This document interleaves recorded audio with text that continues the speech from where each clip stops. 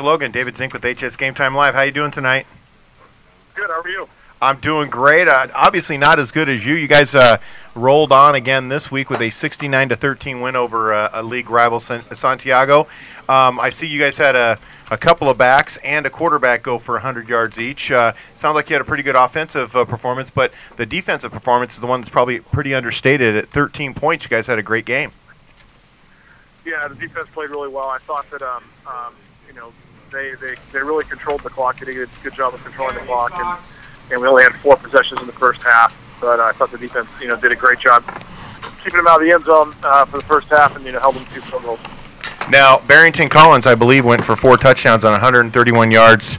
We had Goodman, who was also had a good night tonight. It's just altogether a really, really good performance for your team. Seems you guys are shaping up really well 7 weeks into the season. Well, yeah, and then we know whose week 8 is, so that's hopefully we've been gearing towards that and getting better each week and be prepared for this next week's game. So. Now I know for a lot of teams getting a game like that, I don't want to call it a must win, but every win's a must win. But that one team you're always gearing for, it makes some teams nervous. You get excited for that game, Coach, or is it just another week? Or how do you take that week? We get very excited for it. We know how tough it is to win and play over there and everything, and we are 100% excited to play against them. I think we've all. We don't say it, we don't talk about it because we play 1 week at a time, but I think we've all had that game penciled in as the game for the season. So, and about the performances tonight for not only your quarterback but Barrington Collins and Romello Goodman. Was it something you saw in Santiago's defense that you figured you'd exploit the running game, or is it just what they gave you? I don't know. A combination of a couple different things. One is.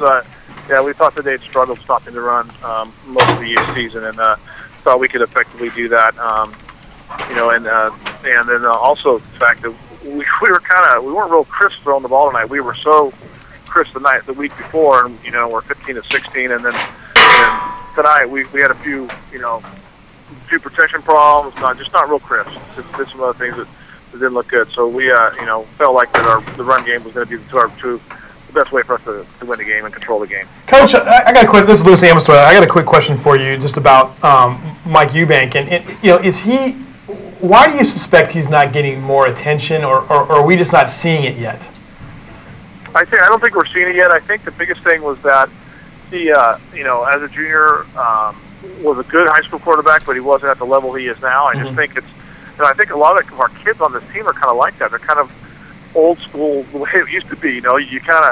You played your junior year, but then you got a heck of a lot better your senior year. You worked out hard, you trained hard, you did everything right, and you become better. Everybody now is, everybody's got to be ready as a junior to get recruited, all that stuff. So I think that's part of the issue is that he wasn't quite ready as a junior.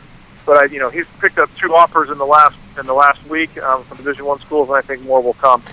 Yeah, I would suspect that they were going to have a real. Wherever he ends up, they'll be pleasantly surprised with his speed, size, and arm, I would imagine. I think so, too. And the best thing about him with being a quarterback is he's a football junkie. He loves to watch film.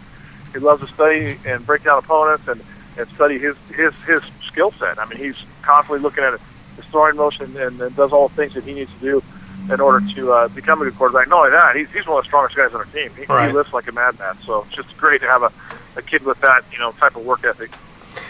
You look at where you guys got to do next week. The Norco game is just huge. This is going to be probably an interesting week for you guys coming up. Describe this week getting ready for Norco.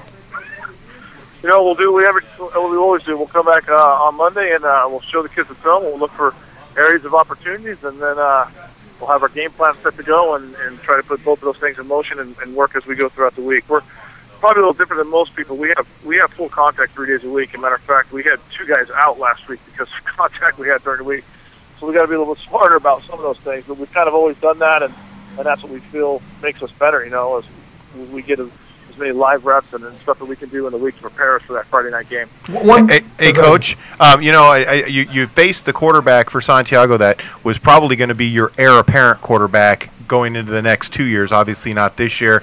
And Mr. Dar decided to go over to Santiago. Now, I'm not trying to get you to comment on whether he went to Santiago or not, but he would have started for you, because we had a dad call up and said the biggest mistake he made was going over to Santiago. He would have likely started for you in the upcoming seasons. Obviously not that much this year because you have other guys in line. Well, we have a junior quarterback, Hayden Gavitt, that's a really good player too. So Hayden Gavitt will be our starter next year for the most part, and it probably would have been anyways, and it would have been a competition for sure. But we've got a good junior quarterback waiting in the wings. Yeah, because he was saying it was the biggest mistake he made, and I wasn't so sure that this was a caller. I wasn't so sure that he was right on that. I know that the young Dar probably looked at this and said, well, my best opportunity is somewhere else, and he went somewhere else. I don't know. But hey, Matt, one quick question for you before we let you go and start breaking down film for next week. But we were looking at you guys earlier.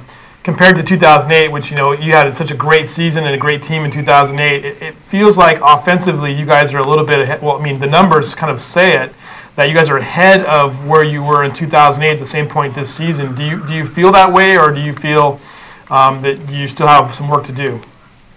Well, we always have work to do. Always definitely have work to do. But I think the biggest difference between those two teams is in our offensive line. And the fact that our young guys have come a long way in a short amount of time, and it's really, that's the key to the success we're having on offense this year, is the ability to run our pass and really, honestly, do whatever we want in terms of that, because they're blocking so well and have come a long way. Well, Coach, 2 years ago in 2008, you had plenty of really, really young, good defensive players. This year, earlier in the season when we talked to you last week and earlier, you talked about the fact that it's going to be a team effort that's going to get this done, and so that all being the case, I mean, is there any, at this point in the season, is there any standouts on your defense, or is it pretty just good team defense?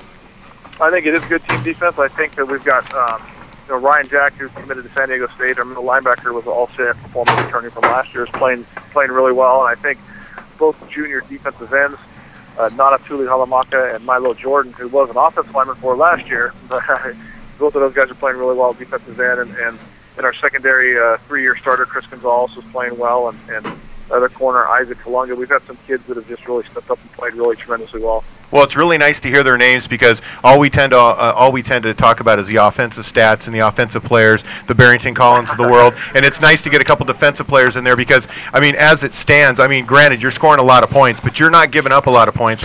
I'm going to say you've given up less than 60 points so far this season, and that's a pretty good feat in and of itself. Don't you agree? Yeah, totally. The defense has played phenomenal. It definitely gets underlooked at our school, because offense always gets the highlights of those type of things. But the defense has played just absolutely awesome. I think the last 2 weeks in particular, we've played quarterbacks who are very quick and can trade on their own, and for the most part, we've done a pretty good job containing them. Well, Coach, I know you're always going back home when you go to Norco, and it'll be a big game next week. I wish you the best of luck. I'm not going to root either way, because I like both programs equally the same, but I do wish you the best, and hopefully we can talk to you after this game. Hopefully you'll come back with a win. Yep, sounds good. Thank you very much. Take care, Coach.